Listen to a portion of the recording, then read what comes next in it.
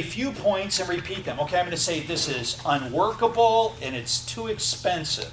Those are going to be the only 2 points I'm going to make. And repeat them several different ways by asking small factual questions. Don't ask the other side the ultimate question to admit that their affirmative case is totally wrong or deficient. That will never happen. Don't ask one question too many. Don't give the witness the opportunity to explain.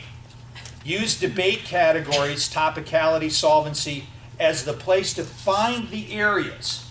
Now this is one thing that I'm not really clear on how, like, do you do this in advance where you figure out, okay, I've heard that so-and-so is doing the, oh, they're bringing up the case about whatever. And I know that there's 3 ways to attack that in the negative case.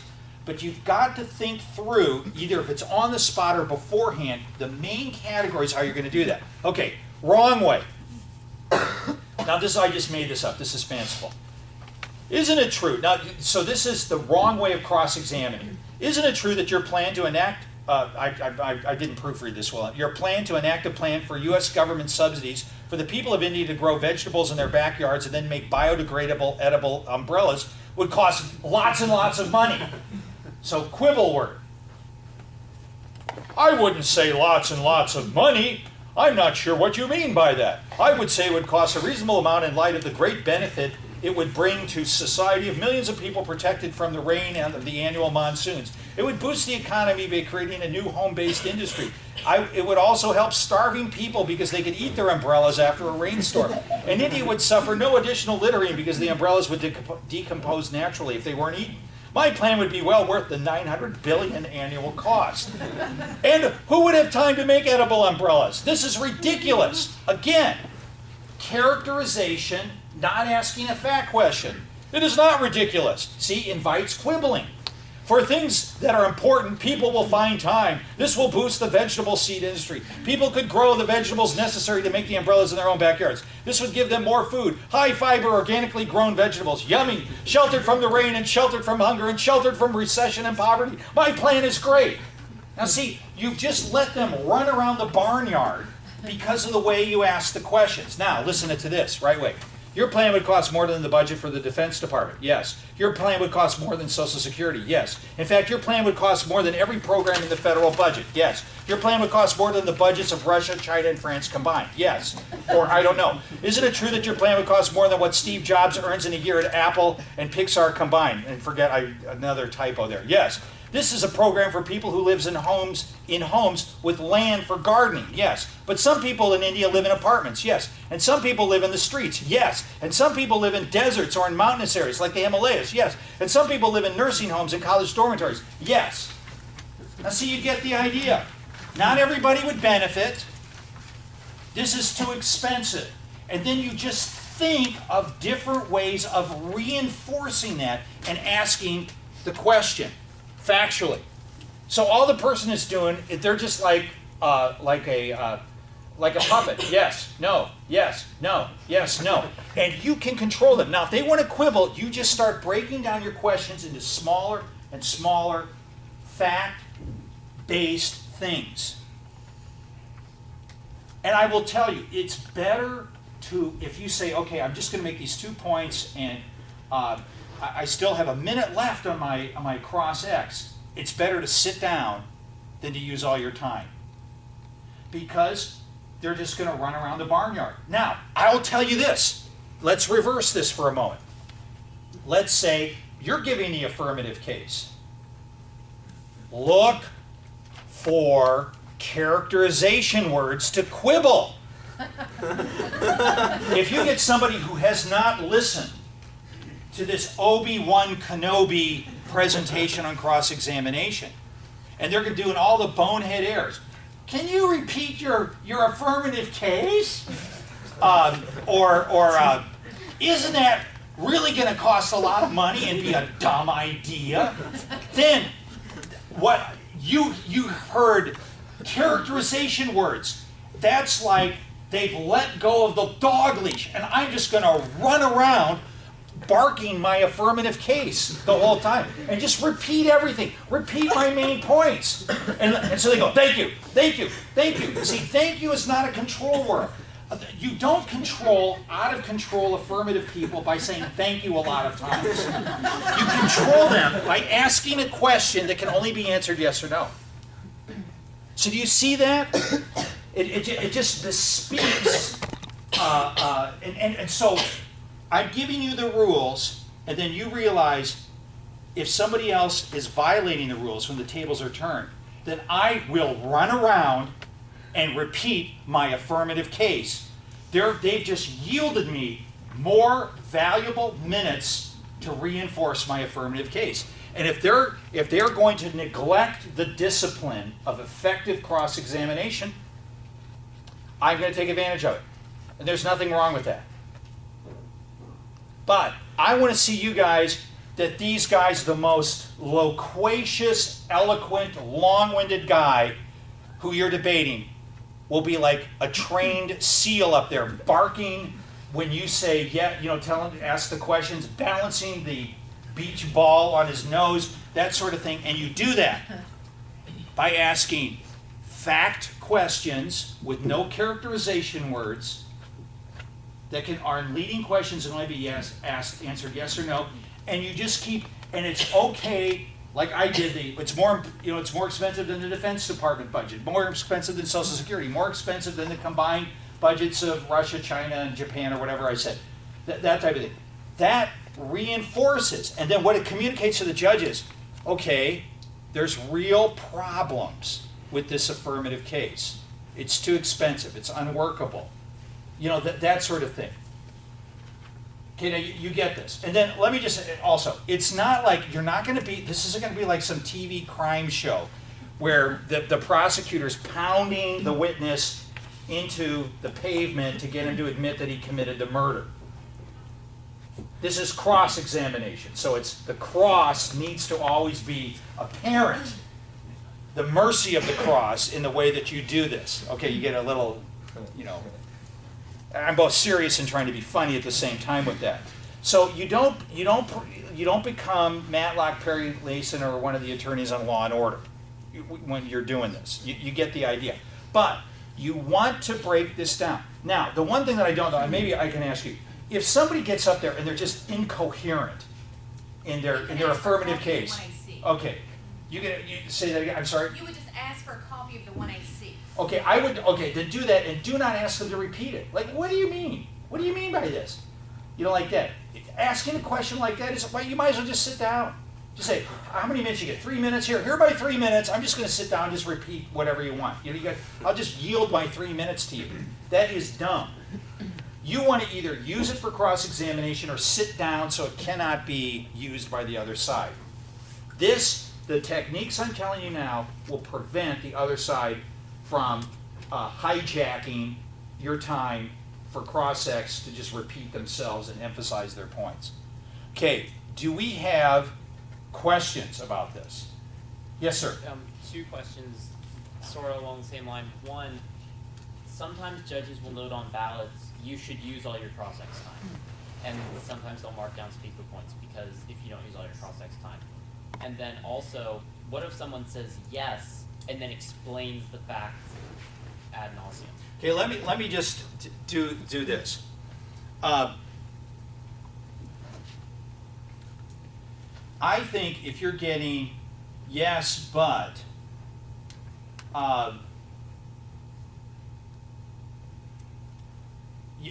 there's sometimes where you just can't control people, that they're just going to do it anyway. But I would say most of them will submit to the discipline of the question. And it means you've got to be make the factual questions more bite-sized. Just get down so that they're not arguing with it. Now, I mean, without an example before me, it would be hard to think. But like, if there's like 3 points that you want to make, or like 3 segments of it that shows that it's too expensive, ask one at a time. So it'd be like, I'm just making this up. So part 1 of your umbrella plan would cost $400 billion to start the seeds in the gardens. Yes. And part 2, where they manufacture the umbrellas in these little micro businesses, would cost another $500 million. billion. That's correct. And then, the third part, I'm just, would cost another whatever. So that means, so I add that up, that's, I know the math is wrong, 900 billion, yes. So that's more than the Defense Department budget. Well, I'm not sure what that is. That's fine, because he's not refuting. That's more than what we pay for Social Security. Well, I'm not sure what that is either. Oh, that's more than the combined budgets of Russia, Japan, and China. Oh, maybe. I don't know. Those are all okay if you're getting that kind of thing. Yeah, but it'd be really worth it. But it'd be really worth it just comes across really lame. And I would just say, and if you start getting to, well, let me explain this, because you're really, I'm kind of understanding where you're going with this, and you're really making this look bad, and okay, well, here, let me just ask you another question. Thank you. And this is, okay, when you start getting that, they have a technique called, I'm trying to think of the verb.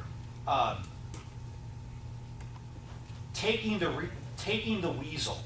I think there's a better verb than that. Okay, if they're saying, well, wait, let me explain, because I'm understanding that you're impeaching me by innuendo here. They won't use that phrase. But they'll sense, why am I saying yes?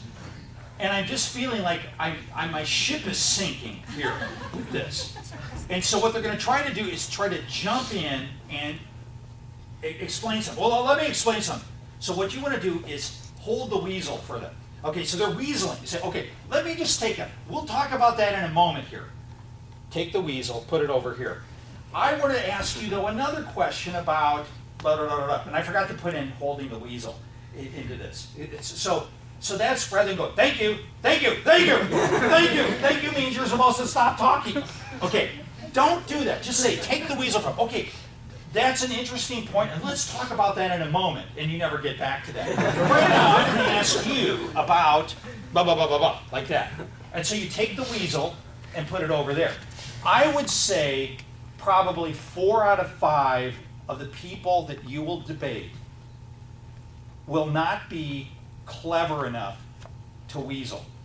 So you won't even have to do that. But you have as your secret weapon the hold the weasel. Take the weasel. And just say, and how you take it, so I'm going to make sure that this is clear.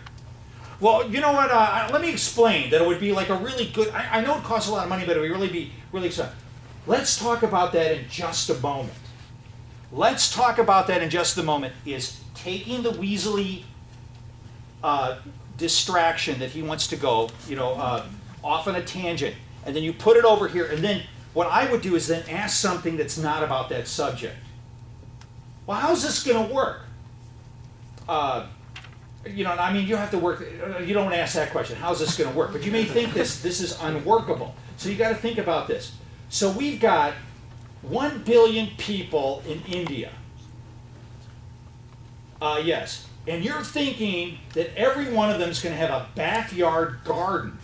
Yes. And there's such a demand, and you're saying there's a demand for umbrellas that everybody can make these edible umbrellas. Yes. And then all of a sudden, you're not really saying anything but kind of repeating it and making it sound like it's idiotic. You're saying this is unworkable. And every one of these billion people, it's not like, how many languages do they have in India? 20 major languages? And they're going to be able to monitor all this. From Kashmir down to Sri Lanka. They're going to be able to do all this, right? And see, all of a sudden they're sweating and feeling like, boy, I feel like an idiot. But all I'm doing is answering yes/no questions that I can't really disagree with. And then if they break out of that and begin weaseling, you take the weasel and put it over here. Okay, now, not using up the time. I want to talk to in court, that would be absolutely not a problem. Is there, how do you talk to us about that? We don't really, it varies. That's between team members, but usually you're then robbing your team member of some prep time at the table. So it is, I guess That's an important consideration to just keep drawing it out as long as you can. Well, the best thing is to think of, while the other person is speaking, like you're saying, write down the arguments that you're going to argue or that's going to be argued in the next speech, and try to think of exposing questions. The real answer is be prepared with extra questions. you know, that they need to come up with a line of reasoning that's going to extend beyond their time. So this is an important thing so I just want to say that I did not think of.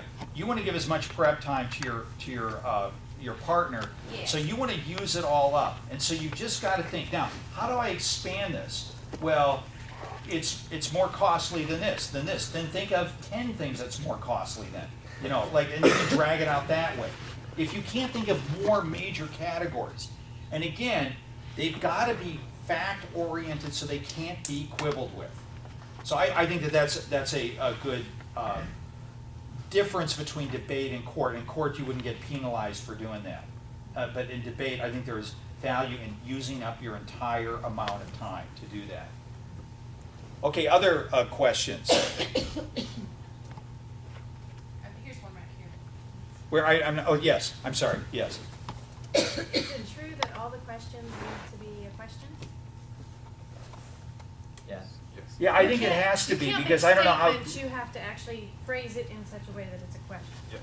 Yeah, because then it would just be, I'm giving a, I just think from just judging, I don't think you can just get up there and talk, because then it's like you're violating the rules of cross-examination. Yeah, you could say, is it true that? Yeah. Yeah, and that's the way to basically do it. Again, let me just say this one thing. Cross-examination, it's you talking, not the other person. They've done their talking during direct.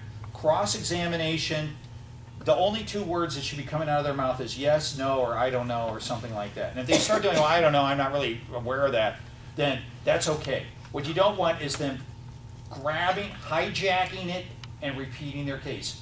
And you know, so that's the thing you want to go for. But you can basically talk. You can basically give your negative case by putting, isn't it true? And then saying, you know, making the declarative statement that you want to make about it. But is everybody clear? You want to think about words that are characterizing. I'm just repeating this to just pound this into your heads so that you get this. You want to make sure that, and I'll tell you, if you can only, you know, I want you to use up the whole thing, but you've got to say, I will be electrocuted if I ask something that's not a fact question, that's not a leading question. A fact in a leading question form. You will be electrocuted. Just imagine that I'm sort of hovering in the room and I'm going to just flip this. If that happens to you. And how you'll actually be punished is by the guy running off at the mouth that you're trying to cross-examine. And you will be amazed. I will tell you, and maybe we're going to get some examples of this, and just because I'm not totally familiar, you will be amazed at your ability to control people who've won the national debate tournament by doing this. Because I did it once. They invited me once, this 2002. I went, and a guy who had won the national debate tournament. Now, I mean, I just do cross-examination in court. And I didn't know how this would work, so I kind of gave this presentation. And so I brought some kid up, and she did everything wrong, and he was just running around the barnyard, just repeating everything and all that. And I said, let me try this, because I had to listen to, you know, like the case and all this. I said, well, let me try this. And just off the top of my head, I just started asking questions. And I have to admit, it was like magical. This guy, all he did was yes, no, for 5 minutes. And people was like, you know, fire, you know, like we've never seen fire before. You know, it was like, you know, and I was amazed to me how well it worked. And so again, I will tell you, it's not that these things are absolute or magical, but if you think about it, there's a logic to it that controls the other side. And this, I just want to emphasize, if you practice this and think, the discipline is, I can only do fact questions, no characterizing words, everything in leading questions, and all I'm going to do is repeat and emphasize about 3 main points at the most. This is like practicing free throws and practicing punt returns. And people, you are going to win. I will tell you, you will, if you practice this, you're going to pick up one of your judges' sheets after a tournament when you do really well and said, you won me over in the cross-examination when you started doing this. And you're going to see, we did our free throws, we got our punt returns well, and we scored. And so I cannot emphasize how I think this will give you an edge that may mean the difference between, like qualifying for the national tournament, winning a tournament, this sort of thing. And because people are so sloppy on this in debate, they basically bank on the assumption that everybody's equally ineffective. And if you come out like a black, 9th degree black belt in cross-examination, and they're kind of flabby and out of shape, then all of a sudden the edge is apparent in this. So I just want to emphasize this. Yes, ma'am, I will turn this back over to you, and what should we do now? Let me just say, we need someone then to come up and read their 1AC. Would you be willing to listen to it? Yes. And then Yes. give an example? Sarah, do you have yours? 1AC? Is that what that is? And we will not, for anybody who doesn't, let me just say, if you're thinking like, oh no, he wants me to be the punching bag, we will be merciful. This is cross X, remember. Come on. Who has their 1AC? I have it on my computer if you want to. Okay. If somebody else has it printed out, that is. Do you have a printed out 1AC? No, I don't right here. Okay. Now, okay, what we're going to do is, I just want to, and when we're done with this, we'll just have a timeout to talk about this.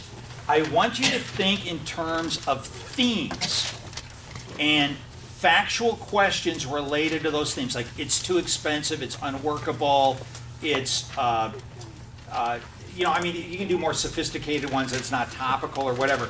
But then think about, then we'll discuss where are the avenues of attack, and how can we craft fact questions, fact-oriented leading questions that will do this. So Okay, so after Zach reads his, and then Mr. Lawrence shows you how, then we'll have James read his from his computer, and then we will have this group, this whole section here, will maybe just a couple of you. Let's just have a couple of you. Let's have Josiah, Eva, Peter, and Dan. The four of you will then ask James those types of questions. So pick one argument, because I'm going to leave the room. That's why I'm telling you ahead of time. Okay, so after Mr. Lawrence shows you how to do this, then James is going to read his 1AC, and then you four are going to cross-ex him. And then after that, you all have a copy, don't you, of your 1AC? Okay. Okay, the Bodies, do you have one you could read off? Okay, then you all can be the next one, okay? And then, what? No, just let Mr. Lawrence do that, okay? Oh. And no, here, we'll do that. then- We'll do it, and I want to discuss this. And look, And this let is me for take you to the learn too, so we're parents not gonna out like for use his Judge opinion Lawrence. out of here. I'm opinionated. Okay, so we're going to analyze this in terms of this and try to think about cross X in the lawyer way. Okay, Mr. Zach, take it away. Okay. Bruce Riedel, senior advisor to 3 U.S. presidents on South Asian matters, stated in July 2008 that in a best-case scenario, the international community led by the United States should seek to disarm Pakistan's preoccupation with India by resolving the underlying dispute in Kashmir. The United States has avoided mediation in Kashmir in the past, sometimes because of political concern, sometimes because India and Pakistan openly denounce such involvement. Today, however, the time is right for U.S. mediation, for America to take a role to mediate a solution to Kashmir. The goal of this round should be to enhance South Asian stability, because as a State Department official noted in 2006, the future of South Asia is simply vital to the future of the U.S. The level of South Asian stability can be measured through the criterion of India-Pakistan cooperation. The SAIS review from Johns Hopkins School of Advanced International Studies wrote in 2006, increased cooperation between India and Pakistan would promote regional stability and make an end to the Kashmir conflict more likely. Next, let's examine some background information. First, what exactly is the Kashmir conflict? At its root, the Kashmir conflict is created because of Pakistan's belief that Pakistan is a Muslim majority refuge from Hindus, and India's belief that Kashmir is essential to the idea of Indian secularism. Second, the United States has neglected Kashmir. Howard and Trestia Schaefer, both retired U.S. ambassadors with long experience in South Asia, wrote in September of 2008, "The United States has not paid much attention to Kashmir for the past few years, confident that an active India-Pakistan peace process would prevent any crises. It no longer enjoys that luxury." With the current system clarified, what are the justifications for U.S. mediation in Kashmir? Justification 1, South Asian stability. In the current system, the Kashmir conflict remains one of the greatest threats to South Asian stability. In 2003, Christina Roca, Assistant Secretary for South Asian Matters, testified that one of the greatest challenges to advancing stability in South Asia is the continuing tension between India and Pakistan, primarily over Kashmir. The reasons for this threat to stability are threefold. First, because human rights abuses are rampant. The Northern Kentucky Law Review noted in 2007, human rights violations in Kashmir include indiscriminate killings, mass murders, tortures, and extrajudicial executions. Such adventurism has been corroborated and documented in detail. Second, because of government-supported terrorism. The Stanford Journal of International Relations affirmed this in 2006. Pakistan not only assists militant passage into Indian-occupied Kashmir, but also funds, trains, and arms these militants. Pakistan's government has supported groups that engage in violence in Kashmir. Third, because of the threat of nuclear war. Listen to what Dr. Stephen Cohen documented in 2001, quote, "India and Pakistan have fought 3 wars in Kashmir, and their conflict now contains the seeds of a nuclear holocaust." Contrast the current system with the condition in South Asia after the resolution of Kashmir. South Asian stability will be greatly enhanced. Bruce Riedel noted again in 2008, a resolution of Kashmir would reduce the risk of a nuclear conflict, and it would remove the need for Pakistan to find allies such as the Taliban and Al-Qaeda.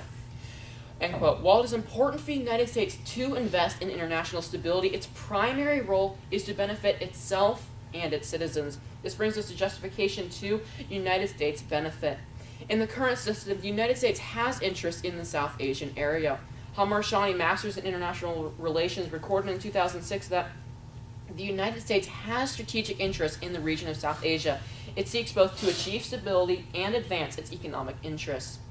These interests, however, are jeopardized by the Kashmir conflict. However, through the resolution of their conflict, the United States reaps benefits.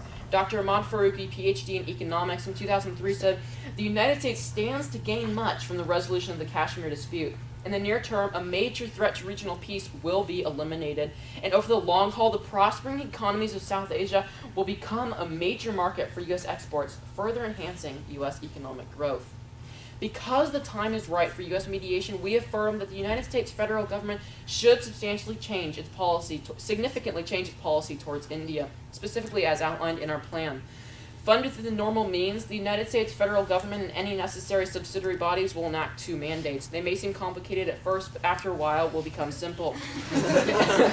Mandate 1 establishes a 3-track dialogue. The first track will include representatives from India and Pakistan.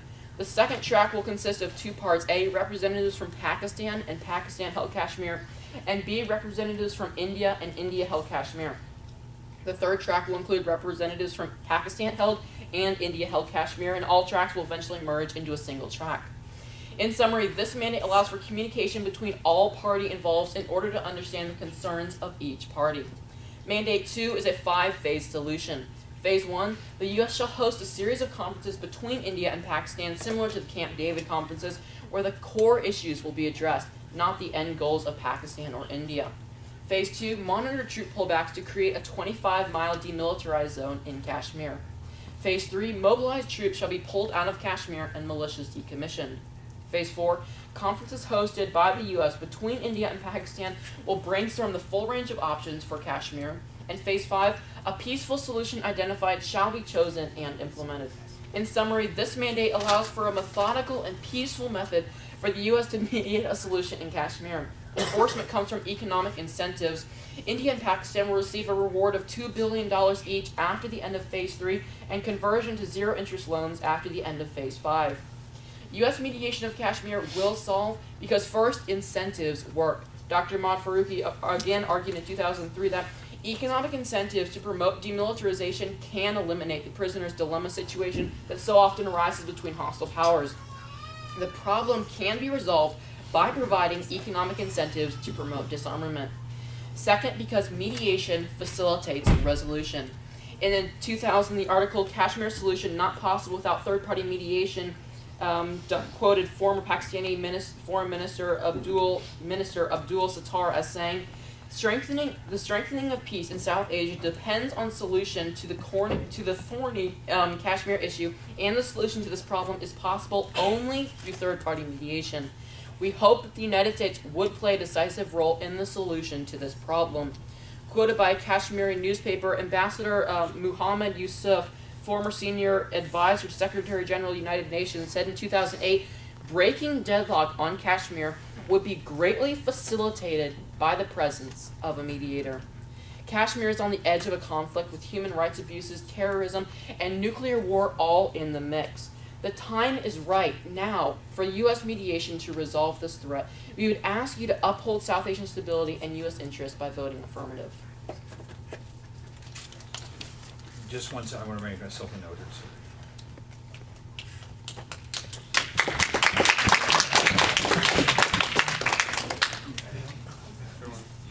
Okay. Let me just say, I think that I just want to make a geopolitical statement here first, that I think your case is a very important issue, and that both India and Pakistan have the bomb, and what's going to trigger a nuclear exchange is going to be Kashmir, probably. But anyway, so I think you got some stuff there. But now let's talk about, and then in fact, there's a couple of ideas I have here, and then I'll show you how to do this with cross-X, because this is a cross-X thing. And again, there's a cross in cross-X. Zach is not a pinata, so we're going to be merciful on it. Okay. What are some of the problems with this? I don't know all your names, so excuse me if I just point. Josiah, yes. That Kashmir conflict is, the root of it, the 60 years of it is terrorism, and the root of terrorism is religion, and they're not doing anything about religion. Okay, now that's one thing, because it's majority Muslim and it's ruled by India, or at least Kashmir, where when the British left, there was a Hindu prince that ran it. Okay. But let's just talk about this, because I mean, again, this is, I just want to get more to cross-examination here with all this. So I mean, even if you disagree, yes. Okay. Is it really the United States' job to get involved in this? Where in the Constitution does it authorize the United States to get in between other countries? So. Okay. Okay, a couple other things. Well, I mean, let's just talk this around and then kind of come to some consensus here, what we talk about. Okay, incentives to promote disarmament. Okay, this is one thing. Now, again, maybe you just got to be reading. Is that he's construing this as a two-front war between. Okay, now maybe I just happen to know a little bit about this. Is Pakistan, okay, when they had the division, when the British left, they divided the Indian colony into Pakistan and India. Kashmir was given to India. And then Pakistan at some point moved in and occupied part of it. And then India controls the rest of it. But there's two other major parties in the conflict. It's in my opinion, it's at least a four-sided conflict. And there's two of them he didn't even mention. And they are, well, he mentioned one, I think.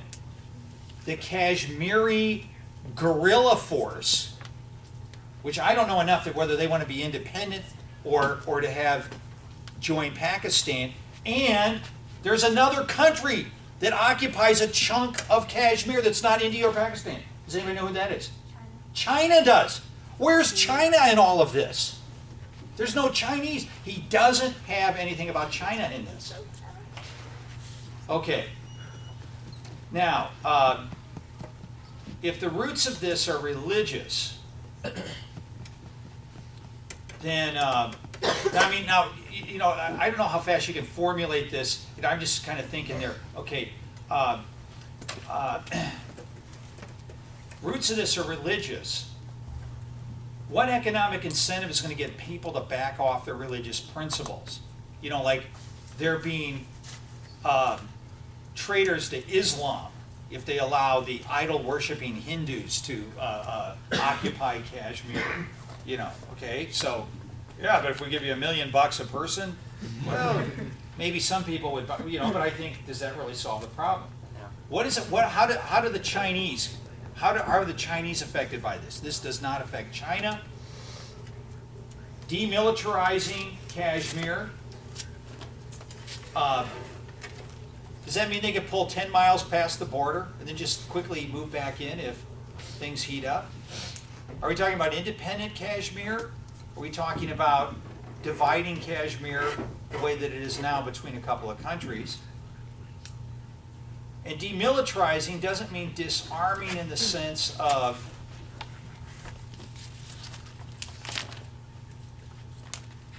that the army, they reduce the amount of soldiers in the army. Okay, so we've got some themes here. Let me show you how to do this. Okay, how do you always start, like good day or good morning? Good morning, Zach. Oh, you have to. Okay, good evening, Zach. How you doing today? Here at the finals of the national debate tournament. Okay. So in the Kashmiri conflict, we have the Pakistan army. Is that the Pakistan Yes. army's there? We have the Indian army. Don't we have the Indian army as well? Yeah, you gotta see. But we also have the Chinese army. Oh, wait, no, I do it this way. But we also have the Kashmiri guerrillas in the conflict. Yes, I imagine so. And we've got the Chinese army too, from communist China. You didn't mention China, did you? No, sir. But China occupies part of Kashmir, don't they? Yes, sir. They've got army troops in Kashmir, don't they? Yes, sir. So we've got Indian army, Pakistani army, Chinese army, and the Kashmiri guerrillas. Hindu, Muslim, isn't that right? Muslim, and the atheistic communist. Right. And then, like, if we, and you're saying that if we give them money, they'll want to stop fighting. No. Isn't that what you're saying? No, sir. Okay, but you're talking about Well, sort of, financial sort of. incentives? Yeah, financial incentives. Okay, well, now let me think. And you want them to pull back across the borders, is that right? Yes. Okay, pull back across the borders. So we've got India, and they've got China. They border China. They border Tibet. They border Nepal, and they've just been taken over by Maoist rebels, haven't they, in Nepal? They border Burma, Sri Lanka, and then Pakistan's got the bomb, right? They've got the nuclear bomb, right? So you're thinking if they move 10 miles back across the border, and you want them to move 10 miles across the border. So the Indian army moved 10 miles back. The Pakistani army moved 10 miles back. And what about the Chinese army? Oh, wait, you didn't talk about that. Okay, I want to ask you about that. And the guerrillas, did you talk about them? Would they just stay there? Well, you don't have to answer that one either. So, now let me think. I wonder, so if they move like 11 miles, they'd be back in Kashmir. Isn't that right? 11 miles forward? Yeah, or no, backwards? yeah, so they move 10 miles back, then they move 11 miles, they're back in Kashmir. So they could bring in their tanks. Their tanks would only have to go 11 miles. Their divisions of soldiers would only have to move 11 miles to be back in Kashmir. You're getting the idea here. Do you see fact questions, no characterizing, themes of. Now the thing is now he's probably just Zach. This is what Zach. I'm just like doing. Okay, this is what Zach's thinking. Wait. No, it's much more. You're making this sound like it's the dumbest thing in the whole world, like that. But you see how it's done. Now the thing is that is the way. That is practicing free throws. That's practicing punt returns. So that the other side said, and you break the like everybody is equally ineffective in cross-examination. So it just nullifies, it cancels out on both sides of the equation. Do you see, if somebody's watching that, now I know nothing about this except what you guys just heard. And can you see how just picking up on a couple of themes, see, you hog-tie your opponent. And I'm doing all the talking, and I'm just asking questions. But you get the idea how this works. Do you feel like you're kind of getting the feel of this thing here? Okay, now, you have been such a good sport with all of this. And now, let's say that Zach, the roles are reversed. And I had done the 1AC and Zach is B. Okay, this is a couple of ways that I would think. Do I get to cross-examine you on what you just Yeah, talked about? well, this is the way that I would do. I'm just trying to think. If you're in the position where somebody has gotten a hold of this top secret memo that I've given you tonight, some other enemy debate club has gotten this, and they're practicing this, and they come and they do this. These are some of the things, because it's hard. I think it's hard to break out when that sort of thing. But what you want to do is you want to think through things like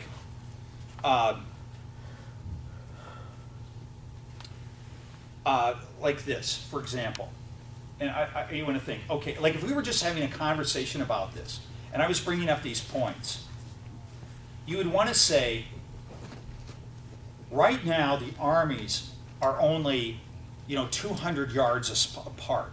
So moving them 10 miles across their borders, or whatever the number is you want to say, and you could even say it'd be more like 20 miles or something, like if we were having this conversation, is an important thing. And that buffer would be sufficient to help prevent needless bloodshed. And maybe we're going to have to make this a neutralized zone. Maybe we're going to have to make this, as opposed that it doesn't belong to either country.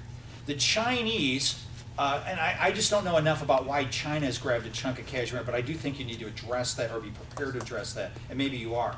But that sort of thing. So like if I'm asking these questions, so they're only going to pull 10 miles back, and so their tanks only have to go 11 miles to be back in. When I'm doing that, you'd say, every conflict is that way. To get warring troops to, I would just say every conflict's that way. 10 miles is better than 200 yards. It's a start. It's disengaging them. Yes, but it'd be disengaging them. So you kind of think of ways, because what I'm doing, when I was doing that, is I'm kind of by innuendo characterizing your plan as ineffective. And so what you want to do is start thinking of little, like, sticking sticks in the spokes of the bike wheel. How can you, I'm riding along really fast, but this would be much better than the current situation. And it might be enough to stop them from a nuclear exchange. Yes, you're right, but it might be enough. That might be enough time to keep them from raining nuclear missiles on each other and killing millions of people. So then you kind of take the wind out of my sail, so I think that there's ways to kind of like quickly, but I wouldn't try to give like a big explanation of it, but you got to sense the theme. The themes that I'm coming at are, again, they're characterizations by innuendo. So you want to think like, how can I refute that? Yes, but look. Yes, but that would be better than nothing. Yes, but it would, every conflict does it that way. That's sort of the way that I think you could do it. So you can punch back. There's counter punching you can do with this. But you've got to think through and be disciplined and not kind of freak out by the thing. Or maybe you're just going to have to say, I'm just going to have to ride out this wave, and when I get to talk again uninhibited, I'll refute this. Now, he's kind of making the impression like this wouldn't be very valuable, and if you don't have the Chinese involved and the Kashmiri rebels, then this is a big waste of time. and that pulling back 10 miles past the border and demilitarizing really is ineffective because you just rush the troops back in. Well, we're talking about 10,000 troops or 100,000 troops. They just don't get up and, you think about if you're a homeschooling family with 8 kids, you try to go on a vacation. you think you can move just like that? I mean, what family vacation has that ever happened? Laughter. See, you begin to think of ways to kind of counteract what's going on. So there's ways to counterpunch. But I would say if you get this down, most of the people will be totally petrified like deer in the headlights if you start doing this. And they'll say, I have no way to respond to this. Yes, sir. In trying to combat that very thing, would it be effective to use words instead of yes, no for your answer? Use the word possibly to try to bait the person to come into your conversation? Yes, and I would say, you just keep, now you notice, he tried to argue, and I just kept kind of talking past him, because it's you ask everything as a question, but it doesn't really give him a grounds to it. Now I think that's another way to do it, but I would say possibly, but pulling the troops back would be a vast improvement over the situation today. Now you may not get time to get that out. If you're with a really skillful cross-examiner, you might not be able to get it out. But I think if you're against somebody, I think you would have enough time to kind of inject those kinds of things. And possibly, or you can even say, well, yes, but if you don't want to totally agree with it, you just say possibly, but, or more importantly, see, that's how you can pivot. But more importantly, we got them to stop fighting. We got to get these troops away from each other. We've got to separate these troops. The place to start is to separate the troops, because if we don't do that, we get a nuclear exchange. So you've got to think through what you're saying. I want you to, this is another way of thinking about your case and how to be effective on cross-examination if you're the victim, the object of cross-examination. You want to understand your case the way a Greek scholar understands the New Testament, but you're able to speak the gospel in John 3:16. You can go deep, but you can express it in really pithy phrases. So, your whole case is, we've got to separate these guys. There very well could be a nuclear exchange killing hundreds of millions of people if we don't separate Pakistan and India at the place where the confrontation will start, and that's in Kashmir.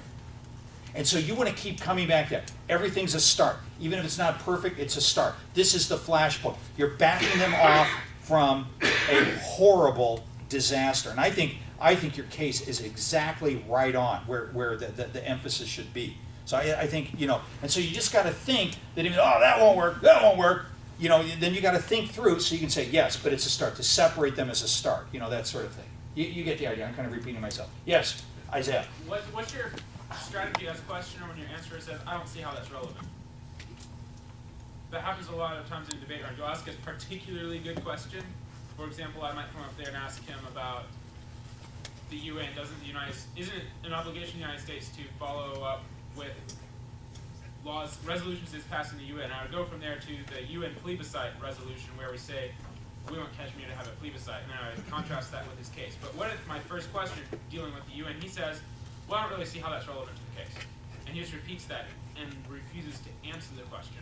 A lot of times that can tend to escalate into frustratingness in a NCFCA debate round. Would you recommend So I'm trying to emphasize, so who's asking? I just want to make sure I understand the role. You're asking, and you're thinking laterally. You're thinking, I'm going to tie in this other point, but I'm using leading questions. So he's not going to see the whole point overall from the beginning. And his first answer to my first question is, well, I don't see how that's relevant. Oh, and I want to now, although we're kind of switching roles here a bit, but I want to cross-examine him to show that the fact that the UN has this plebiscite provision, which means the people should vote on this, is an important thing that should be followed. That's the point I'm trying to make. And he's saying, I don't think that that's relevant. Is that, I got this right? Okay. Right. So you're saying that the United Nations, an organization of about 150 or 200 nations in the world, and I think like the Falkland Islands is like the only non-member, that when they speak and say that we can, that's not relevant. You think that's not relevant. It's not relevant that almost everybody in the whole world belongs to those countries. It's not relevant that they say people should be able to have the right to self-determination. You say that's not relevant. And then we don't really need, see, like that like you say, well, I don't know. But see, then you're asking us questions and you're kind of like mocking, but in a righteous way, spirit-filled, cross-oriented way. The answer. So you don't want to pound the guys into the ground, but there's a way that you can impeach by innuendo. So you don't want them to be able to vote like, how we do here in the United States. Something like that. Now he might. Maybe I'm doing a little more characterization there, but I think there's a way to kind of make it sound like that's not relevant. And that's the way that I would do it. And then just kind of try to take command of it again. Yes, sir. Well, I just talked to Isaiah about this question, though, and I don't know if he's characterizing a particular student who does that as a device just to stay off the hot seat or not. But if they say it's not relevant, and then you start arguing with them about the relevancy, then you're chewing up your time for the questions you want to ask beyond that. Why not just let that question stand, and when you come back for your next speech, show why it's relevant in your time, and then demonstrate how they Okay, you know what? And in fact, I forgot, I already told this before. When you get to that situation, you either mock them by factually saying, well, you think the UN, which is the biggest body in the whole world, is self-determination, or you take the weasel. You hold the weasel. Okay, we'll talk about the lack of relevancy in a moment here. So and then I shift to something else and maybe come back to it. So you always want to hold the weasel. I don't think that's relevant. Okay, we'll talk about relevancy about that in a moment. Or, you think the UN, which, says people should have self-determination, you think that's not relevant. See, then you're not characterizing, you're saying the fact. You think that's not relevant is the fact. He just said it wasn't relevant. But then you can do all your characterizations in the part of the question that you're not having him answer to. Do you kind of follow that? And also with the advantage of that being then when you bring it back in your speech time, he doesn't have a chance to answer you. Yeah. You get to give all the reasons why it is relevant, he can't respond to you at that time. Right. Okay, I think we have beaten up and loved Zach enough. And I want to say, even though I did that, I think your case is very good. And I just think that's a very, very significant thing. And it's probably the one place in the world where we're most likely to have a nuclear exchange. If it's not, before Iran gets the bomb, Iran will surpass it if they get the bomb. But right now it's India and Pakistan. So it would probably be over Kashmir. I think that's correct. So good job. Thank you, Zach. Now, do we have somebody else who wants to do their 1AC? We're gonna have James in this case and have Okay, let's do that. That sounds really good. It's going to be kind of hard to read on. Now, do you want to discuss the way, or just have somebody try to do this on their own? Okay, now who wants to be the Grand Inquisitor? We already chose people to do it. I think Okay, so we've got Grand Inquisitor. Who's going to be the Grand Inquisitors? We're going to have a couple of you do it. We're going to have him pounded on by 4 people. Just may you have the hide of a rhino here. Asbestos. And okay, we'll take you up one at a time, do a few minutes, and then we'll. Okay, that sounds good. Okay, are you guys getting this? Are you feeling this? Are you just getting this sort of organic understanding of how this works? Yes. Okay, you will break loose for touchdowns. They'll say, hey man, you're all supposed to fall down on the 20-yard line. No, you're going to be scoring touchdowns when you do it this way. Okay, go ahead. If there's long pauses, that's probably because I'm trying to scroll down. That's fine. Disclaimer. You know what, we don't need to time this. We just want to get the content so we can learn how to do this. Aeschylus, the ancient Greek playwright, once recounted a pithy yet profound Libyan fable. Once an eagle, stricken with a dart, said when he saw the fashion of this shaft, "With our own feathers, not by the hands of others, we are now smitten." Unfortunately, a nation's own policies often trigger some of the most destructive happenings in the nation. Domestic decisions regarding nuclear trade with foreign powers have extensive implications and must be heavily must be evaluated heavily. For justifications such as this, my partner and I stand resolute in affirming that the United States federal government should significantly change its foreign policy toward India. To evaluate today's round, we introduce the goal of United States national security. After all, protecting the security of the American people remains the ultimate goal of our government. To accomplish this goal, the U.S. government must fulfill our criterion to reduce the possibility of nuclear proliferation. In fact, in the Hyde Act of 2007, Congress affirmed as a critical objective the necessity of, quote, preventing the proliferation of nuclear weapons, the means to produce them, and the means to deliver them, end quote. Nuclear weapons remain the most dangerous and deadly force on the earth. The United States must embrace all possible precautions for preventing their dissemination. Before establishing how recent U.S. nuclear policy with India violates this criterion, let us first examine some important background information. First, India took advantage of America's nuclear generosity in 1974. Olivia Meir, PhD and former fellow at the Center for Arms Control and International Security at Stanford, wrote in 2006, quote, India's first nuclear test in 1974 triggered the formation of modern export controls on nuclear goods.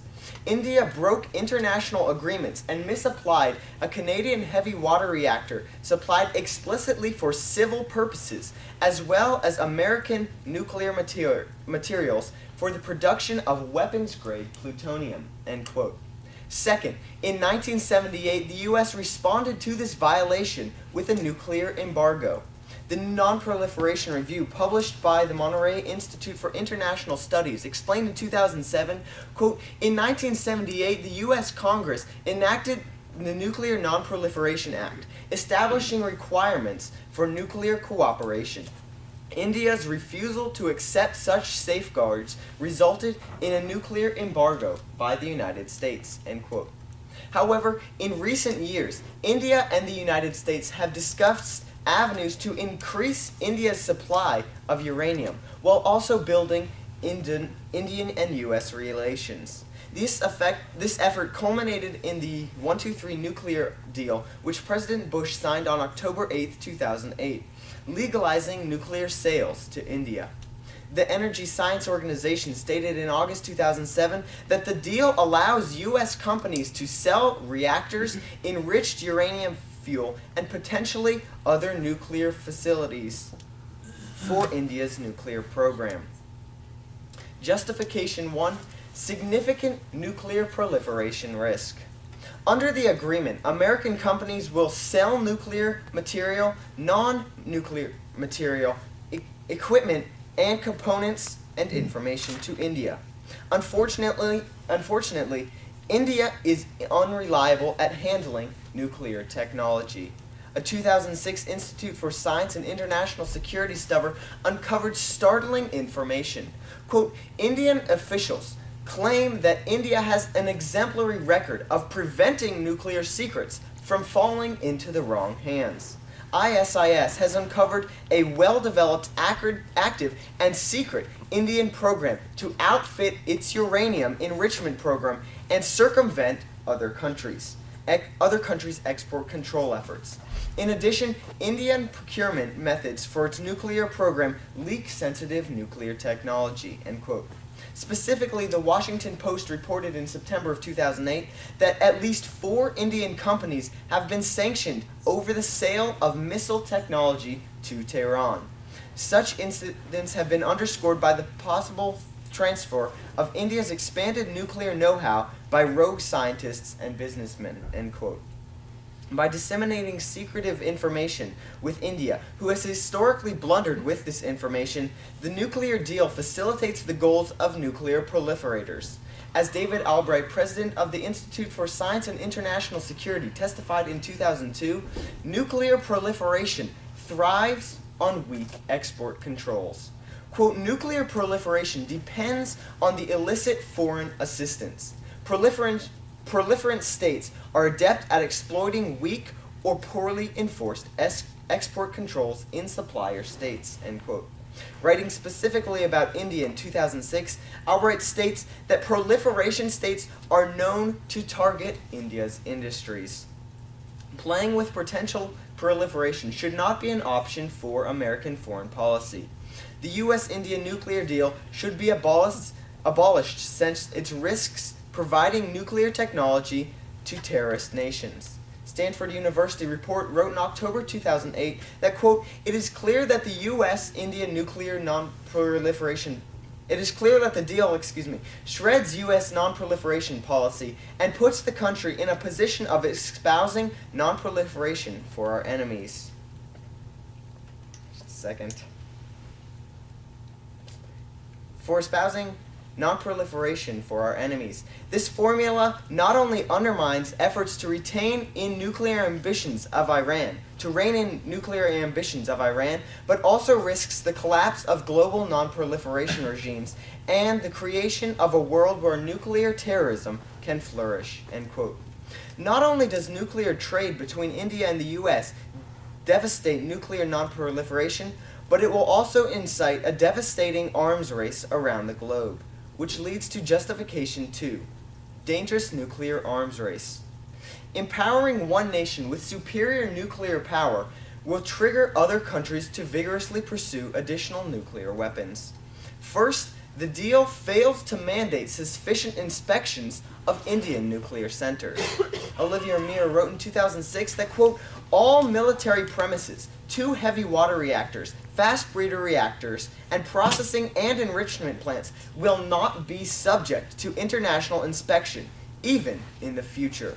The largest nuclear centers are to remain completely inaccessible to international inspectors, end quote. Second, the deal facilitates India to increase and improve its non-civilian capabilities. K. Subrahmanyam, former head of India's National Security Advisory Board, was quoted in the Times of India in December 2005, saying that, quote, given India's uranium ore crunch and the need to build up our nuclear deterrent arsenal as fast as possible, it is to India's advantage to categorize as many power reactors as possible as civilian ones, to be refueled by imported uranium, and conserve our native uranium fuel for weapons-grade plutonium production, end quote. Third, the impact is that a devastating arms race will ensue. Once again, quoting Olivia Mir in 2006, quote, a new arms race threatens because regional rivals, Pakistan and China, are likely to react to a buildup in India's nuclear weapons capacity with their own armament. Pakistan is currently building a reactor which would probably put the country in a position to draw level with India. If India continues to arm itself with nuclear weapons, Pakistan would certainly use this capability.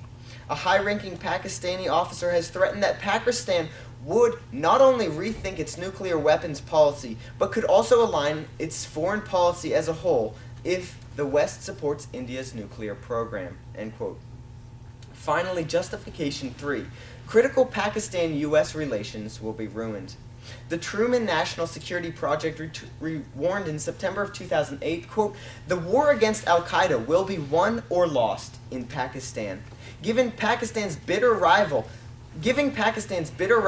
a nuclear get-out-of-jail-free card could so anger the people of Pakistan that its already wobbly government will not be able to aggressively work to root out al-Qaeda Taliban fighters in Pakistan's tribal regions.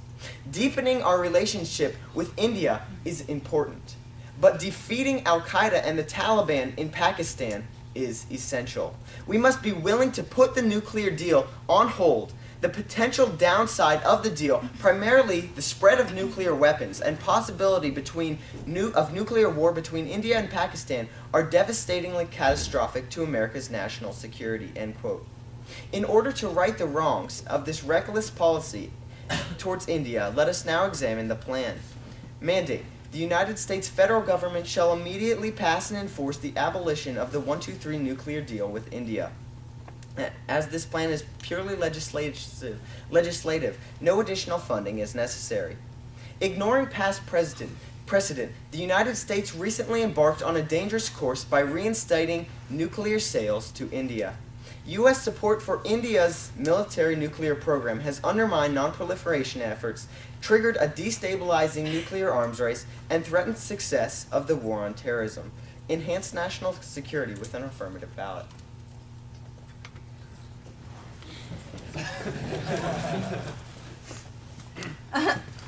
Doesn't proliferate mean to spread? Yes. So when you say that India, which has nukes, is going to proliferate, to whom exactly are they spreading these nukes? To, as my evidence mentioned Not a leading question. As my it's because I evidence- missed his evidence, but yes, you're right. As my evidence mentioned under my first justification, India is extremely unreliable at handling nuclear Leading technology. question, what do you get? So, it actually specifically mentioned missile sales to Tehran and other rogue nations. Isn't it true that no one has ever proved that India has actually allowed nuclear weapons to Tehran, Iran, Iraq, any other countries surrounding it? No. Do you have evidence to prove that nuclear material went from India to one of these countries? I have evidence that nuclear material... Was that evidence in your speech? Not in the speech, no. Okay, so a central crux of your plan, though, is that India would proliferate. Is that correct? The crux of the plan is that India, by having this deal with India, we increase the chance or the probability of... Their proliferation, which Correct. requires them to proliferate. Would you agree with me, at least, that they Or- would have to proliferate? Not necessarily Can I India, but just, another- I just want to interrupt one thing. The question, okay, you're asking leading questions, they're fact-oriented, all of that. But sometimes if you get too much, you give quibble ground. And the way you eliminate quibble ground is, okay, in your talk, you break it down into smaller bite-sized pieces. You said in your thing, if the U.S. gives, I'm trying to think how to do this. You're concerned about U.S. giving nuclear technology to India. Yes. And that if India gets it, they're going to give it to other countries. Yes. And that'll cause, I can't think of, but you break it down and then you gain control and you don't get too long of a leash and give quibble ground. Okay. So let's keep going then. So your fear then is that the United States Not will only my fear, but give. several experts. Thank you for the extraneous commentary, but the experts fear that the United States will give nuclear information that India will then pass on. Yes. Is this information said to be new information India does not already have? Yes, it would be American technology. American technology to explode nukes in a better fashion? Yes. A cleaner fashion? I'm not sure. Isn't I'm it not true sure that if once you have the bomb, the degree of bombness to better bombness is slight? Yes. Okay. No, wait. The thing is, okay, now that's kind of this is the way I would do it. I think that's an excellent line. Okay. You said I would make it more fact-oriented and impeach them by innuendo. India got the bomb in 1974. Yes. Oh, this is 2008. So they've had it for 34 years. They've had bombs. Yes. They've been able to drop bombs since 1974. Yes. And they haven't dropped any bombs in other countries. No. And so they have these bombs. They probably got a whole bunch of these bombs. Well, maybe, I don't know. And so if we give them technology on nuclear, they're going to be able to build bombs, and they already have bombs. Yes. And see, what you do, it's the innuendo. You've just asked fact questions, but you've gotten the clear implication. What's so wrong with giving them technology to do something they already can do? But if you ask it that way, the problem is, but the way I did it, it just keeps you totally on the leash. Like that. So that's the way that I would do it. That's, okay, I'm going to try this on line of questioning 2. Okay, then we'll let them go. All right, line of questioning 2. Let's. isn't it true that the Non-Proliferation Treaty is one of the cornerstones of U.S. non-proliferation policy? I think that's kind of quibbly, but go ahead. Sure, yes. Okay. Isn't it true that the nuclear deal requires the Nuclear Suppliers Group oversight of all U.S.-India trade? Yes. Isn't it true that the Nuclear Suppliers Group is one of the two international UN watchdog organizations for nuclear weapons? Yes. Isn't it true that the nuclear deal, also has the IAEA, the International Atomic Energy Association, oversee the actual transfer of nuclear energy and technology from the United States to India? Yes, we're not worried about the actual passing between the hands of America and the hands of India. We're not worried that somebody's going to intercept that. That's not what we're talking about. Okay, now that's what confuses me so badly, because I'm wondering what you are worried about when the IAEA and the NSG clearly aren't worried about whatever it is that you're worried about. So my question for you is this. My question for you is, what proper organization beyond the United States federal government, the State Department, the Nuclear Suppliers Group, the UN, and the IAEA, what additional policy that is a cornerstone of United States policy is concerned about this? The problem, as I stated with my not evidence the- under the very Not a first leading question. justification, is not that we're going to be watching over what facilities we're watching over. It's the facilities we're not watching over. Okay. And Isn't it true that that currently the United States does not watch over any of India's facilities? yes, Isn't it true that but we also don't the give nuclear them our deal technology and fuel. allows IAEA and NSG inspections of the vast majority of India's nuclear facilities? They do not allow inspections of all of them. Right, so they do allow of the vast majority of India's nuclear facilities, Yes. which is significantly more than we had 3 months ago when we didn't have an India nuclear deal. Yes, but it doesn't make a difference to inspect the civilian reactors. That's not what we're worried about. We're worried about all the reactors and all of the technology that is not the heavy water reactors, the fast breeder reactors, the enrichment plants that are all not able to be inspected. You're going right to the next place I was going, which was France and Russia. Even if your plan is enacted, isn't it true that with IAEA approval and with NSG approval, France and Russia will be giving the exact same technology that the United States is giving? Well, that's interesting. No, for several reasons. First, they will not be giving the American technology. Second, just because other countries are interested in encouraging or increasing the chance of proliferation. Isn't it true that France's almost entire country runs on nuclear energy that is much more sophisticated than U.S. nuclear energy? No. What? Do you see too many characterization words, and this is the way I would do what you're trying to do. Do it like this: fact-oriented. Say, I understand the U.S. hasn't built a nuclear reactor since 1974. Yes, or I don't know. I believe it's 80% of France's electricity comes from nuclear power. Yes. Yes, or I don't know. I think that's true. So the U.S., under your plan, would say no nuclear technology to India. And no nuclear fuel, correct. Okay. France could say, India, get fuel and technology from us. Right? Yes. They could get it from Israel. They could get it from Russia. See, They could get it from. See, then you're showing it's full of Swiss cheese without. See, and I think like you're going for the kill. And the thing is, there's a discipline to this, which because you're so good at this, is that you guys are just like straining at the leash. You just want to go like this, and you got to think.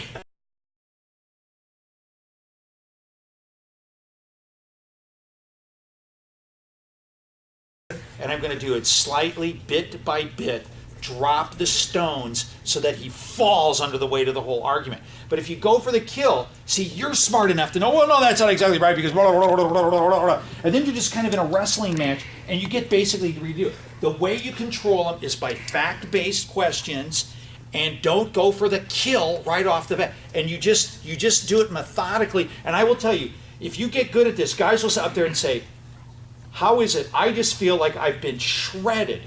And all I've been doing is answering questions about, U.S. hasn't built a nuclear plant since 1974. Yes. How do I sound like an idiot by answering questions like that? There's nothing there but it comes across. That's because leading questions based on facts, and you impeach by innuendo, not the, aren't you, isn't your plan just really stupid because they could get everything from France and the Soviet or Russia and Israel. So you ask it that way, you're making the exact same point. You say, well, no, that's not right because blah, blah, blah, blah, blah. But if you break it down like that, you basically stop him from refuting what you're saying. So anyway. All right, no, this is a good question. I'm going to try one more then. If you will allow me. This is your show. No, I want to get this. This. Okay. I'm just being Obi-Wan here. This is good. All right, so one of the points of your plan, case, is that the nuclear deal would harm our global efforts against proliferation. Correct. So it would weaken the proliferation regime. Correct. Now, the Non-Proliferation Treaty is a treaty entered by all but 5 countries in the world. That is basically, it is a treaty entered by all but 5 countries of the world. Yes, right way to do it. Yes, including India. India is part of the Non-Proliferation Treaty? Not including. Yes. Not including. I meant one of the 5 countries. Right, and the final 5 are, let's see, North Korea, Pakistan, India, Israel, final 4, isn't it? Is it final 4 or final 5? It's big 5, final 4. Final 4 are North Korea, Pakistan, India, and Israel. Ooh. Yes? Yes. And the big 5, who are the people who get nukes, the nuclear weapon states, are the United States, China, Russia, France, and Great Britain. Yes. Now, isn't it true that the only moral dividing line in the Non-Proliferation Treaty is if you had nukes before January 1st, 1967, you're legitimate, and if you got them after, you're not? Yes. Isn't it true that... No, wait. Let me see if I can break this properly. What I want to ask him is, would he be making this argument if India were a part of the NPT? Because I want to convey to him how the only way for India to be not part of the NPT, to be part of the NPT, would be give up their nukes, which they're not going to do because Pakistan's their neighbor. You see this long line of thought. What I want him to say is, he wouldn't be running this case if India were part of the NPT. Yes, I would. Well, I want to impugn that no one in their right mind would be running this against a NPT member. I think the way that you do that, and the acronym is for the Non-Proliferation Treaty, is that Yes. right? Okay. India is not part of, and I may conceptually have this wrong, but this is the way I would do this, and you can correct me if I got the substance wrong. India is not part of the Non-Proliferation Treaty, correct? Correct. If India wanted to join the Non-Proliferation Treaty, it would have to give up its nuclear weapons, right? Correct. And if they were to join, then there would be all this oversight, right, of their nuclear technology. Have I got that right? Is that correct? Or am I wrong on that? What do you mean by oversight? They couldn't have a weapons program. Oh, yes. So, so India joins the Non-Proliferation Treaty. They give up their nuclear weapons. But Pakistan still has its nuclear weapons. Yes. There's a conflict in Kashmir between Pakistan and India. There's troops there. They each have troops in that country, don't they? I probably has a better way of it. In Kashmir. They occasionally shoot at each other. And they shoot, right now, they're shooting guns. But Pakistan has nuclear weapons, and India has nuclear weapons. Oh, wait, unless they join the Non-Proliferation Treaty. And So my see- case is not to have them join the treaty. Okay, so did I miss the point there? Maybe. No, you got exactly the point. If this is his answer, then you led me to where we want to be. So then you say, Your case is not to have them join the treaty. so you aren't really concerned about whether they have nukes or don't. You're concerned about whether the U.S. trades with them or not. In a sense, yes. So it's not so much whether they proliferate, it's whether they proliferate U.S. material.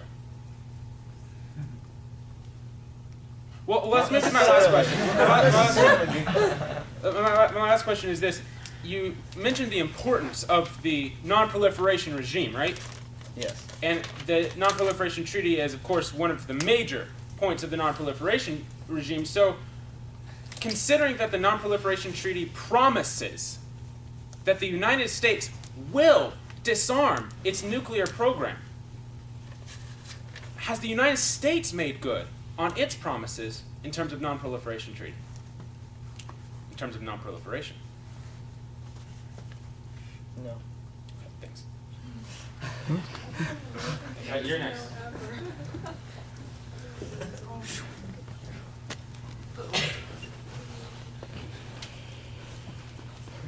Alright. Israel is a democracy, correct? Correct. And India is a democracy, correct? Correct. Israel is not part of the NPT, correct? Correct. But it has nuclear weapons, correct? Correct. India is not part of the NPT, correct? Correct. But India has nuclear weapons. Correct. The U.S. supports Israel's nuclear program, correct? Well, actually, since it's not, We don't admit it. we don't admit it, and actually it's not proven that India has nuclear weapons. They deny having nuclear weapons. I'm sorry, I'm talking about Israel. Israel, All right. correct. The U.S. economy is suffering right now, right? Yes. Yes. And the nuclear deal could produce $100 billion in sales for U.S. companies, correct? No, not for U.S. companies. It will not produce all the jobs for U.S. companies. I'm not talking about jobs, I'm talking about $100 billion worth of sales of nuclear technology. Oh, yeah. Okay. You claimed in your case that India has provided nuclear technology to Iran, correct? Yes, they provided missile sales to Iran. Okay, has the U.S. ever provided any technology to Iran? I assume so, yes. Alright, your mandate was to abolish the 123 agreement, correct? Correct. That was signed in 2006, correct? Correct. And the civilian nuclear deal was signed in 2008, correct? Yes. Okay. Okay. Did you get that last question? You got that last question? Yes, he didn't repeal the right act. Yes. You repealed the one signed in 2006, not the one in 2008. He doesn't have to repeal both. Yes. It's really You'd have to dissolving. repeal that. Right. Yeah. I think the 1, 2, 3 agreement. We have a bunch of. Okay, I'm going to give you an A on asking leading questions, A on asking fact-based questions. The thing is that I feel like some of your points, it wasn't quite clear to me, and I think that this, just in pure terms of technique, but I want to ask you what you're trying to do, is I think you need to have repetition. You like basically ask the same question about 3 or 4 or 5 different ways to reinforce the point that you're trying to make. Because there's part of it I was kind of going, what exactly is he saying? And then you moved on to something else, and I felt kind of lost. So tell me what you were trying to do. I basically had four lines. One about the India and Israel, where the United States, although not admittedly, it does support Israel's nuclear program, and India is a democracy violating the NPT, while they refuse to support India's nuclear program, who is a democracy and is still violating the NPT. So it's sort of an inconsistency there. Question for Peter. Was my harm that India is not part of the NPT? No, you didn't mention it, but No, I'm not talking. You didn't claim that at all. All that So I'm saying. the relevance of Israel is 0. No. The relevance is absolute because you're saying India. We shouldn't support India in this situation, even though India is in the same place as Israel. But you're not denying the fact that we should support Israel. Okay, but Did I- this is about did you- context. Okay, well the thing is, I'll tell you I think if he said something like, well, it's not relevant because I didn't bring anything about the non-proliferation treaty, then you do a take the weasel. technique there. Okay, the thing though that I would say that I just think is a problem with that is that India openly has nuclear weapons and Israel does not. So I feel that you've got to, if you're going to do that, you've got to get him to agree that Israel has a nuclear program that America is supporting, or something like that. And because I feel it's like you're just giving him a premise to quibble with, to argue with you about. Okay, but tell me what else you were trying to do. The second line, what about the economy, is that our economy is in the tank right now, and the nuclear deal is supposed to generate around $100 billion in sales for U.S. companies, and they're canceling that. It's not all for U.S. companies. I have evidence saying it is. I have evidence saying it's That's not. why. Okay, then see. James, you don't Okay, believe that's in an case, area do you? where you reinforce by repetition and example. So you do something like this. You say, right now under this agreement, there would be $100 billion in sales. Yes, and that would go to U.S. companies. Now let's say he says, well, no, I would be to, a bunch of other countries or, companies, something like that. Well, we've got a worldwide recession. Yes. And this would be $100 billion worth of business, jobs, where people could feed their families. They could, buy cars. They could raise their standard of living. And if he happens to mention, like, well, governments in Peru would, be able to get a lot of the money. I'm just making this up. Well, then the Peruvians would be able to get out of their mud huts or something like that by this. But you don't want this to happen. See, that's the way, so you kind of reinforce it by examples. Okay, 3 and 4, tell me what those The were. next was that India's provided nuclear technology.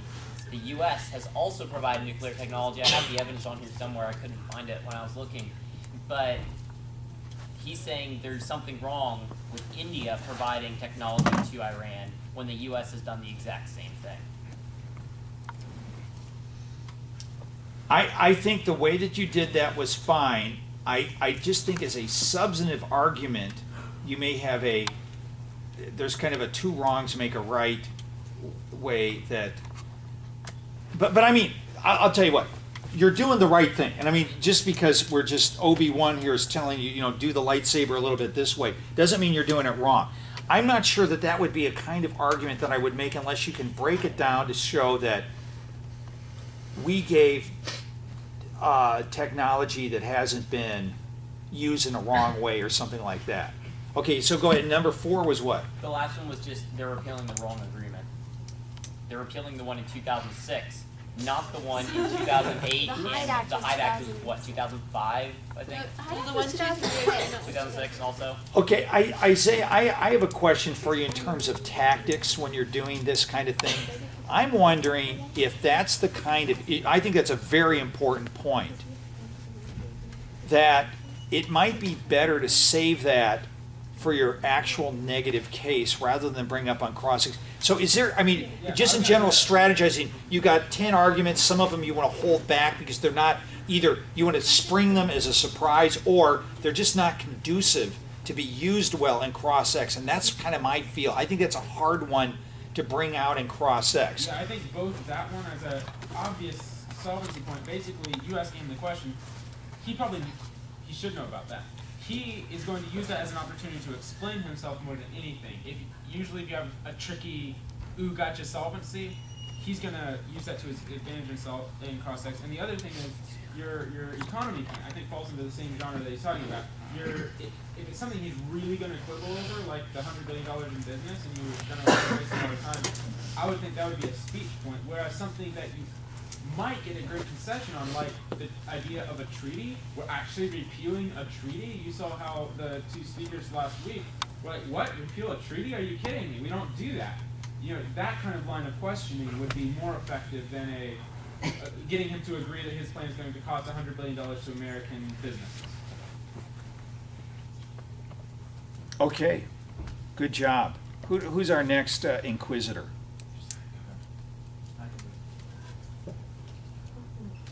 Mine probably won't be this long.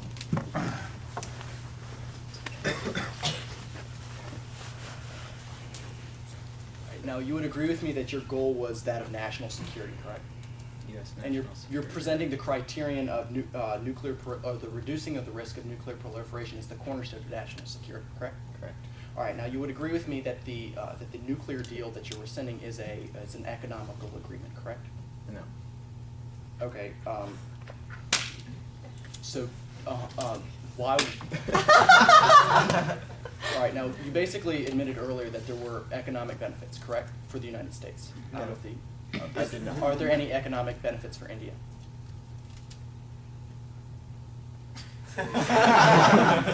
Non-leading.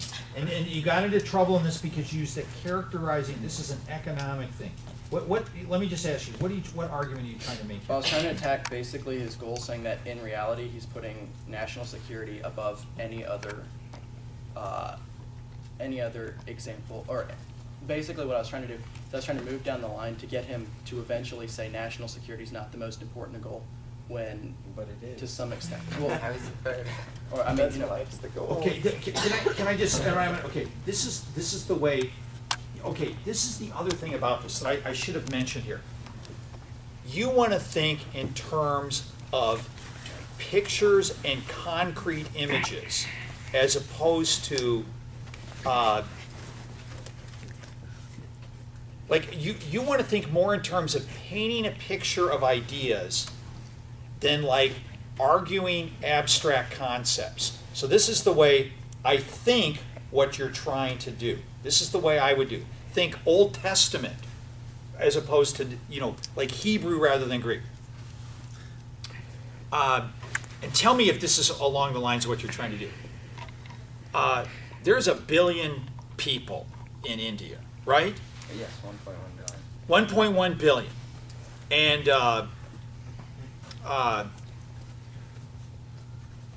I've heard companies are putting up call centers in India. Correct? They're building computers in India, right? Okay, yes. And the people have more money in their pockets in India. Okay. And they're gonna want to buy iPods. They're gonna want to buy Blu-ray DVDs, right? I think a lot of people in India just want to buy food. They want to buy food, and I bet there's going to need to be trucks that bring that food to the marketplace, right? And farmers to grow it. Right? They're going to have to irrigate the ditches, and maybe they're going to have electric cars that they need to plug in. And the factories, they're going to have more factories to build things, right? After what? And well, the people, I mean, the economy's improving. Now, there I'm doing a character, but the economy's improving in India, isn't it? Yes. And they want to buy things, and when you buy things, you need electricity. And now, I guess they could build coal plants, couldn't they? Yes, or they have actually a lot of different energy sources they can use. They could have, like Besides France, they could have nuclear power plants, right? Or they could have a lot of other options besides nuclear power. Sure, but France, 80% of their it's nuclear, and they could run their whole economy. But if they choose coal, or some of these oil, maybe what do you think could happen to the oil prices if Indians start buying a lot? Like now there's They don't need to use oil. My computer ran out of battery, so I can't. because they could use nuclear power plants, couldn't they? LSG, liquefied Natural gas. natural gas. Yeah, they could do that. Or they could use, like France, they could use nuclear power too, couldn't they? They could. Yeah, they could. See what you're, so you're using so you don't go for the kill on the abstraction. Well, look, this is basically an economic thing, and you're basically ignoring the whole economic dimension of this thing by